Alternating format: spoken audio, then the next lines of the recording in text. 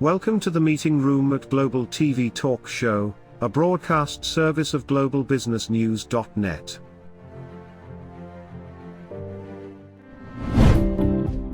This episode from the meeting room of Global TV Talk Show is brought to you by The Bridge School, the accredited international online private school of choice, at bridgek12.org. Porch Light Rental and Destination Services. Reduce your renter lump sum or managed relocation costs. Visit them at porchlightrental.com. And by airs.com. With our full range of services, we can help design and manage your international relocation. Find us at airs.com. Primestone Partners, featuring corporate, government, and developer housing solutions, as well as senior-level advisory services. Find them at primestonepartners.com. And by International Auto Source. We are the vehicle experts for expats, featuring all major brands of automobiles with flexible solutions and financing. On the web at intlauto.com. Become a global player in your field. Cross Culture to Go provides virtual support for your global business and career success. We can help you thrive in 140 plus countries and markets. On the web at crossculturetogo.com. This is Ed Cohen, your broadcast host on Global TV Talk Show, a business unit of globalbusinessnews.net.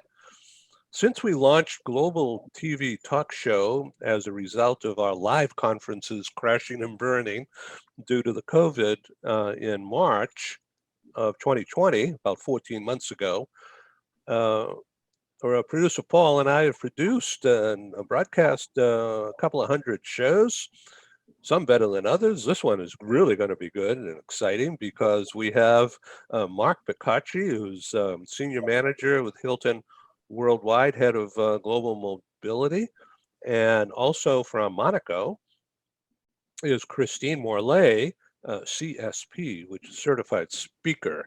Welcome all. This is so cool for me to have you on Global TV Talk Show. Mark, I read the other day that Hilton says that business is back, that they recorded over the past weekend the highest occupancy rate in 14 months. Is that right? Yeah, no, thanks, Ed, for having me. Always good to be with you, and great to see you, Christine, and meet you. Yeah, it's been finally some good news on our front for our industry and for our company. I think we had in the 90s of occupancy last weekend, or over the Memorial Day weekend, which was fantastic news. We have been forecasting that it would get to that point at some point over the recent 3 to 6 months. We were feeling it coming, and we felt that the pent-up demand was there, but we were very pleased to see the results, and we feel like it's gonna continue. That the demand to travel is has already started to come back. That hunger is gonna remain there for a long time. On the business travel front, we'll see how that goes.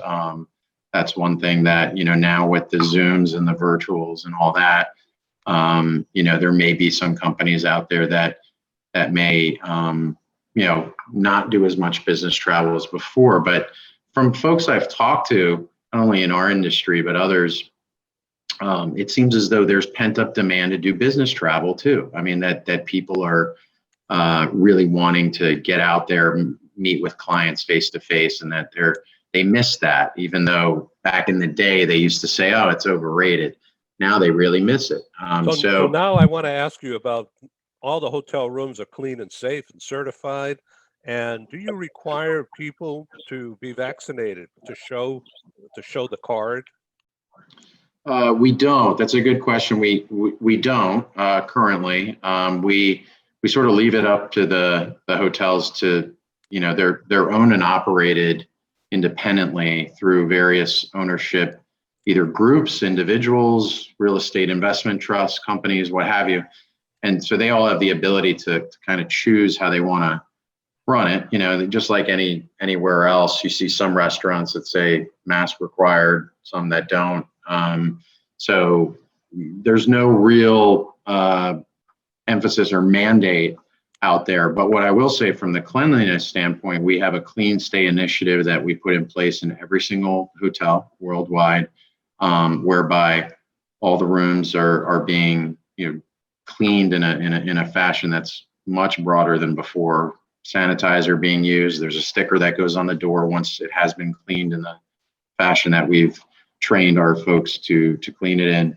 And then we also encourage and put stickers all around the hotels about 6 feet distance and what have you. So we're keeping a lot of those initiatives in place, but there's no mandate of vaccination yet, at least.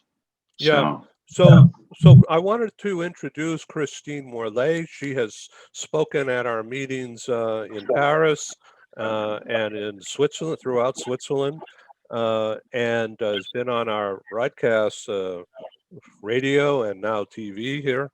And she brings a special depth and scope to the world of business in her role as a professional speaker.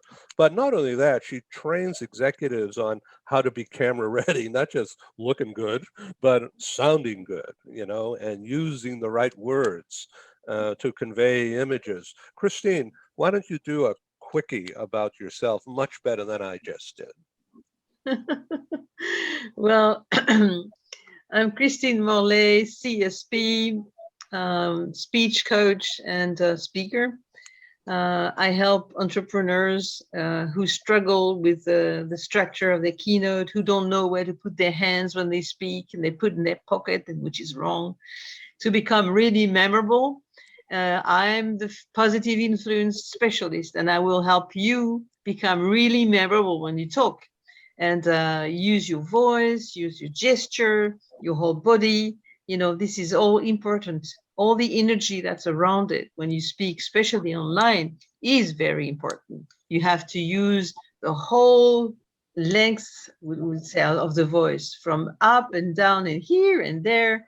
It's very important because you need also to use humor. Good speakers say you need some cup of humor every 6 minutes.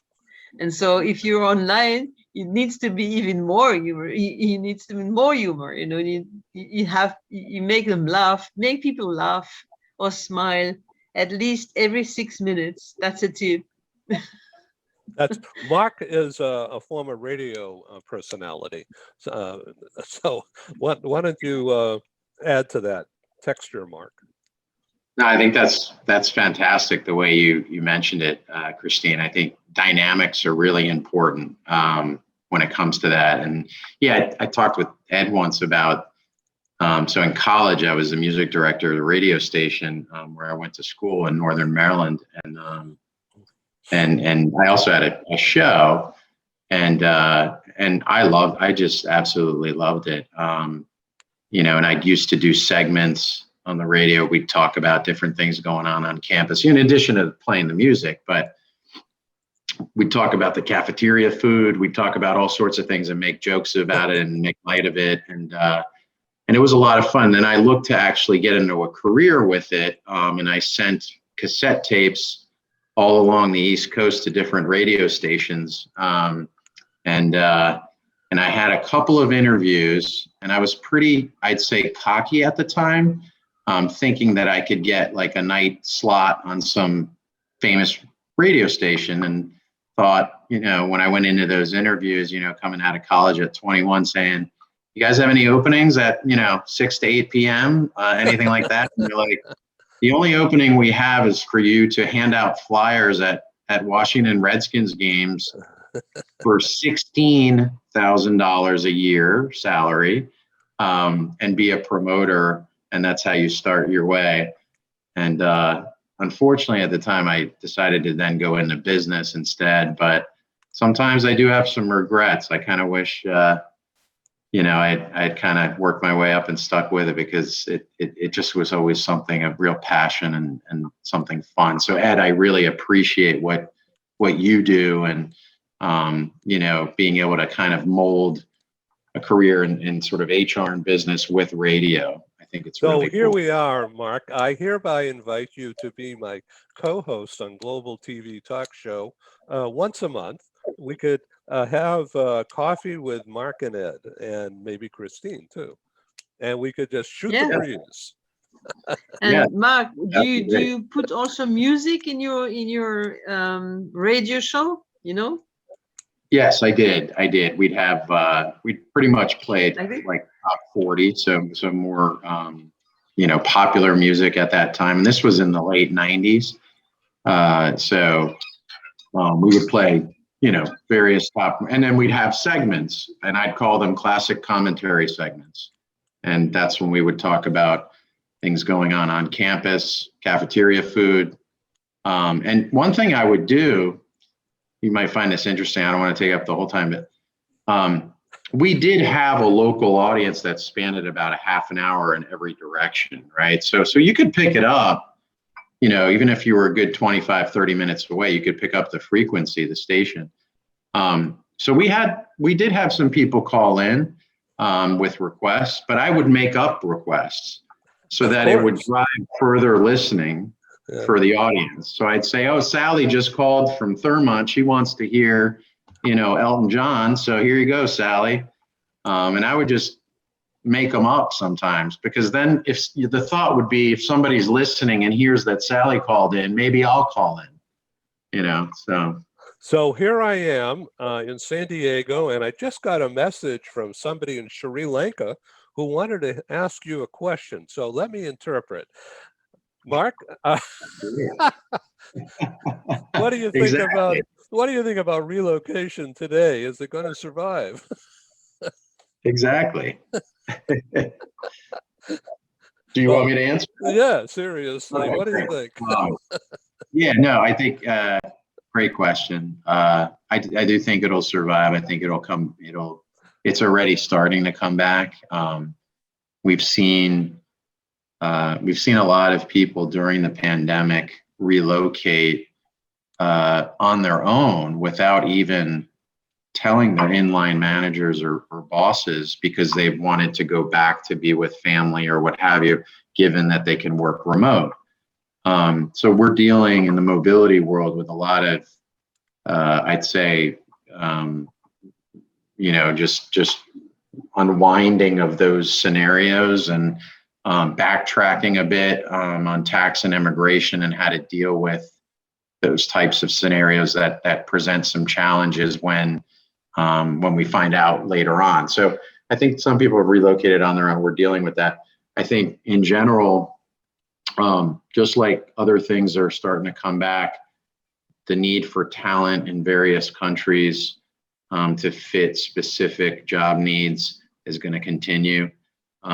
We're seeing it at Hilton, especially domestically in the US. It's picked up a lot. Internationally, it's slowed down a bit in terms of formal assignments. But, I think with some of the travel restrictions and things like that due to the pandemic, once that slows down and things get better globally, depending on the country, we will absolutely see it come back. I think the need for talent, various countries, and growth opportunities out there for people are too good to pass up. So I can't see why anybody would not want to look at those opportunities for people.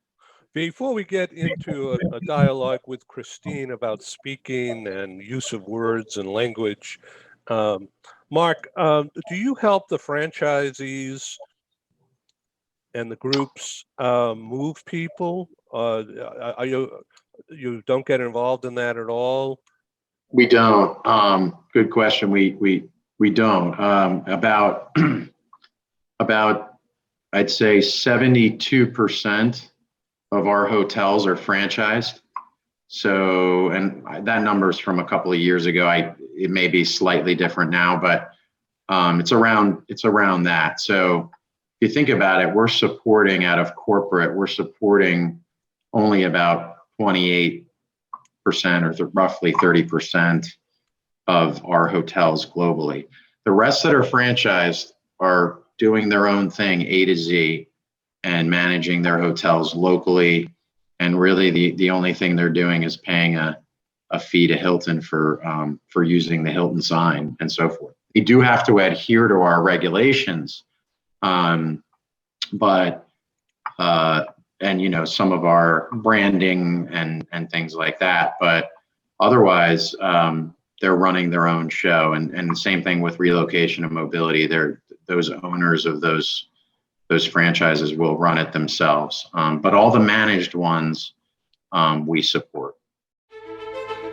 We interrupt this broadcast to bring you a timely announcement. Hi, I'm Sergei Gorbatov. I'm Angela Lane. Together we are researchers, writers and practitioners in the field of human resources. And we've also been multi-country, multi-assignment career expats. We owe our professional development and growth to a very large extent to the international assignment opportunities that we have had. But in a world where distributed work may become the norm, we also want to understand what will happen to the nature, duration, and purpose of international assignments. Together with our colleague, Julian Dalzell from the University of South Carolina, we're undertaking a study on the future of expatriation. And we'd value your contribution. You can participate in this important study by completing a simple 10-minute questionnaire. Access the questionnaire by typing in your browser tinyurl.com/expert study. That's tinyurl.com/expert study. You can also find the link here on Ed's website next to this video. Thank you for joining us in this study. In return for your contribution, we'll provide you with a copy of our research. And of course, you'll be invited to an exclusive webinar hosted by Ed, where we will share our findings right here on Global Business News. And so please go to tinyurl.com/expat study. Take the survey so that we can better understand the future of expatriation.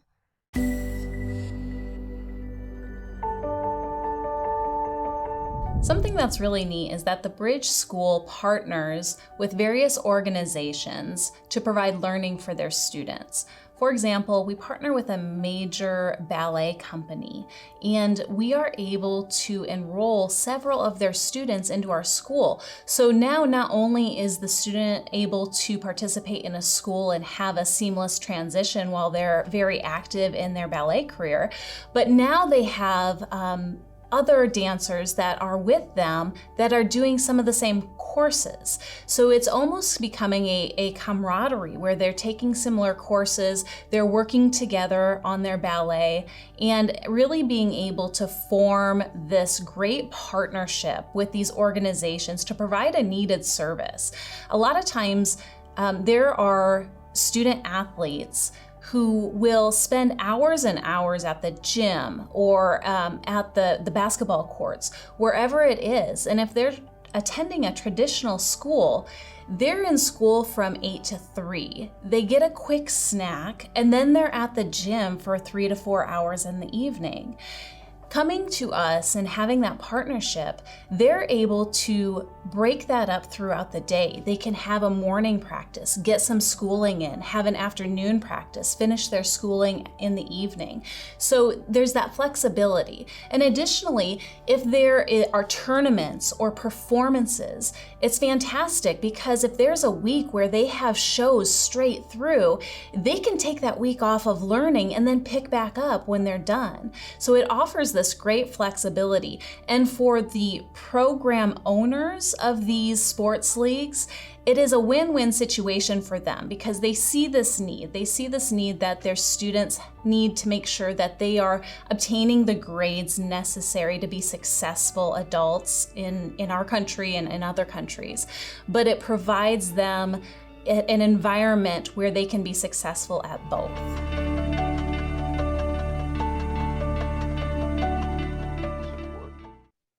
So are you setting up for hybrid meetings whereby I could come into a hotel in McLean, Virginia, for instance, and put on a meeting for people from the Beltway, and we'll get 50 or 100 people there, But then we have a big screen set up, and we could do a video and talk to Monaco. We could talk to Germany. We could talk to Africa.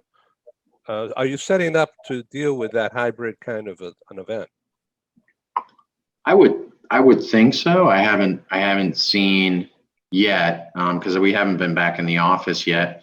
But I haven't seen or heard about them doing that yet. But I bet it's going on. And I just attended recently a virtual event that was held in Sydney, Australia, where they did exactly what you just mentioned, and it was actually pretty cool to see. It was the first time I had seen it, where they had people in person at a conference in Sydney. And so you could see on the screen a video of everybody that was there sitting in their round tables. And then myself and another gentleman were guests that were speaking on the screen. And it was pretty neat to see that versus the usual virtual events where it's just faces. This was, you almost felt kind of jealous because you wanted to be there in person. I know. It would be nice to be in Sydney. But so that's the kind of thing that I'm looking at doing. I'm sure others are too now.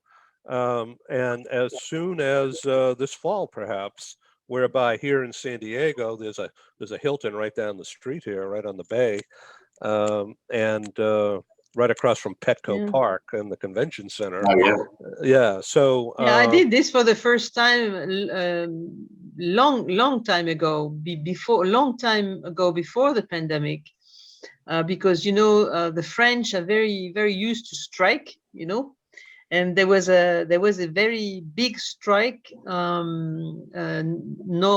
northwest of France, where I had to speak. And so the night before at midnight, we made a decision that I would speak through the screen. So they would install a big screen at their convention. There were 300 people, 300 attendees in the ballroom, and I spoke through the screen. And we made a decision because I would have been stuck in a strike.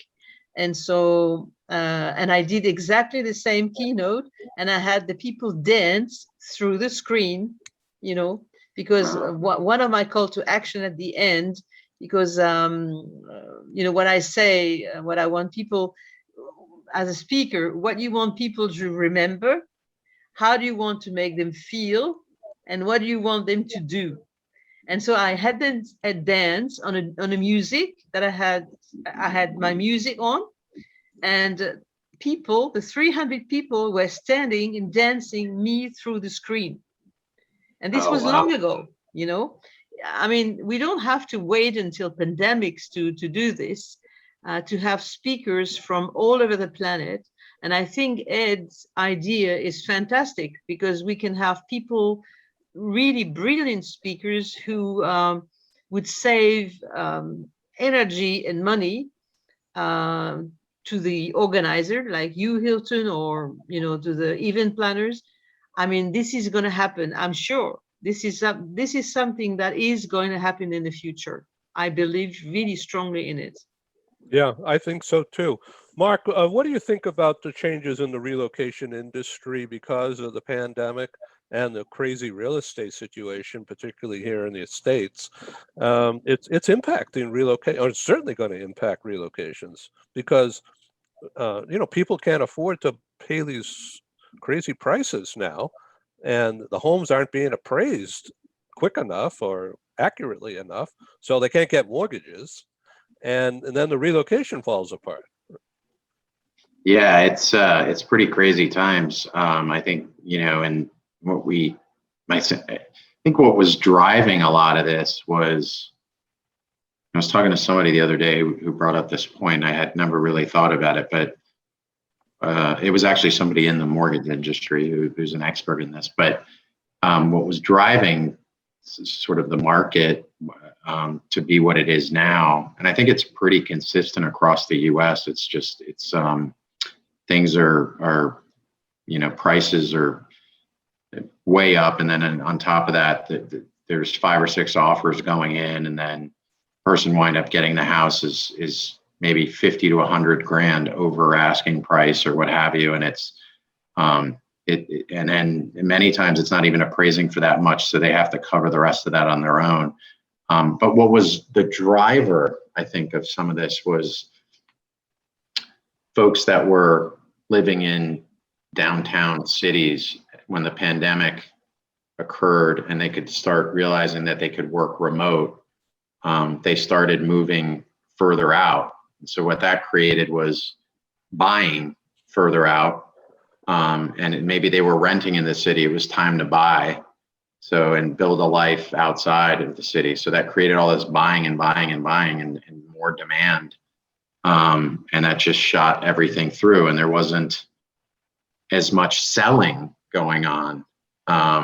So that was interesting. So yeah, for relo, I think we're starting to see, and I've already noticed it in some relocations throughout the U.S., that when we do provide home purchase assistance, we provide that for up to a year after you relocate under our buyer value option program for our domestic relocation. And a lot of people are holding off on pursuing that benefit right now and just waiting to kind of see what the market does, because right now it's very difficult to to get what you want.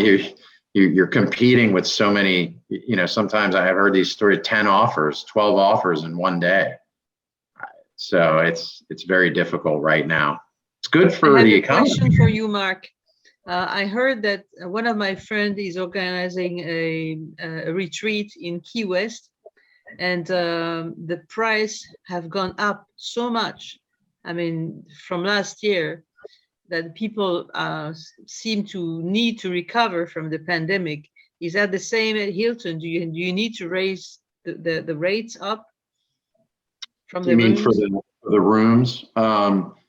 So far, I haven't seen that or heard of that as far as the rooms, but it could happen at some point. I know that during the pandemic, at least in the beginning, they had lowered rates because we were just crushed so much by the pandemic, our industry. I mean, our vacancy globally prior to COVID was lost thousands of dollars, didn't you? Oh yeah, and a lot of layoffs as well, unfortunately. But we were probably at about 75% occupancy globally prior to COVID, and then in those first few months of COVID, that went down to 10% globally occupancy. So you could think, I mean, a lot of closings of hotels. So the rates, I think, and I think the rates only to survive, some of the rates had to go down to try and attract some guests to come in. But now I think they're back to normal, and they could start to go up, especially with pent up demand.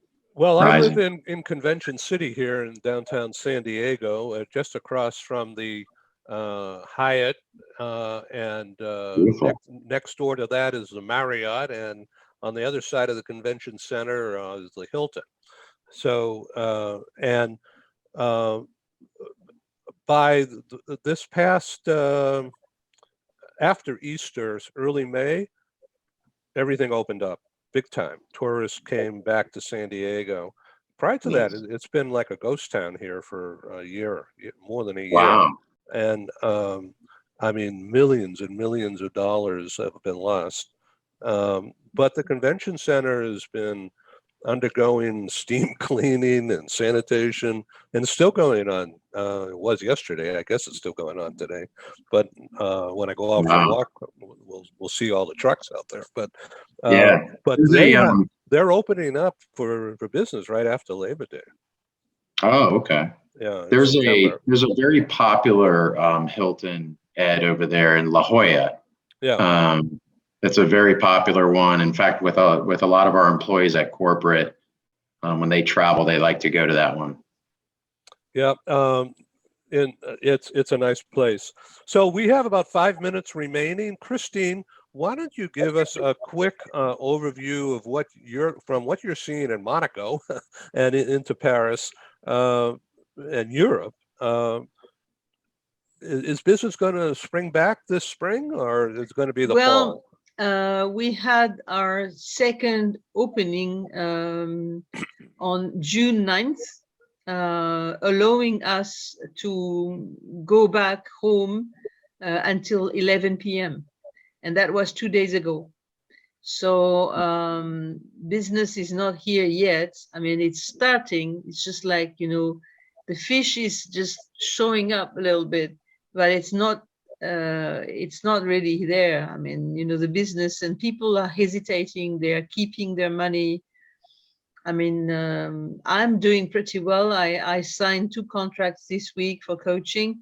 I mean, because I've been doing online coaching for quite a while, for ages. I mean, I've been coaching online people from all over the world. So for me, it hasn't affected me really badly. But people, the meeting planners, the hotels, they have been really affected. But they are trying now to get a new renewal, as you just mentioned. They're cleaning the rooms, they're making everything look good and bright, and so people get happy, and they will get back soon. They will be back soon in their rooms. I mean, it can't stop like this for ages, can't it? Yeah. So, Mark, I thank you very much for being my guest again. Please come back in, say, a month and give us an update, and we could do a shoot the breeze. And Christine, I certainly welcome you. As we come to a close here, I want to invite you, Mark, to consider joining Christine and I and others from around the world in this global telecon 2 weeks from today. It's June 25 at 12 noon East Coast, 6 p.m. in Monaco, and 9 a.m. cappuccino time here. And,